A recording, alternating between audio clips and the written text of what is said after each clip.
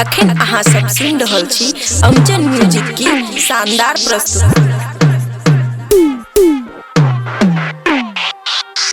खुशी recording studio बलुआहा।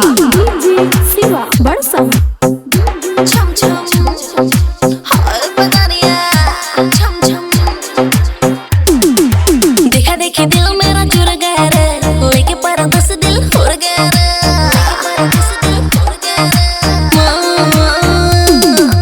आंखों से connection जुड़ गया रे, लेके परदेस दिल उड़ गया रे, लेके परदेस दिल उड़ गया रे।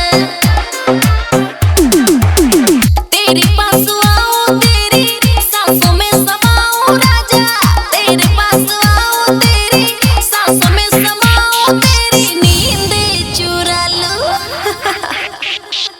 छम्मा छम्मा बाजे रे मेरी पंजरिया, छम्मा छम्मा बाजे रे मेरी पंजरिया, छम्मा छम्मा बाजे रे मेरी पंजरिया रे, छम्मा छम्मा बाजे रे मेरी पंजरिया, मेरी पंजरिया।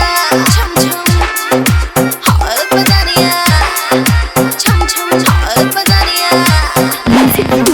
डीजे शिवा बड़सम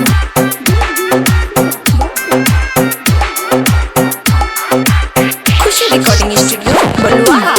मेरी छम छम करती पजानियां, देसी बीट पे हिलती कमरियां, उस पे टिकी है तेरी नजरिया। मैं हूँ प्यासा तू है दरिया, मेरे गोल गोल काने के झुमके। एक बात बोलूं जाना मेरी सुन के, 100 में से 100 मैंने झेले तेरे नखरे। आग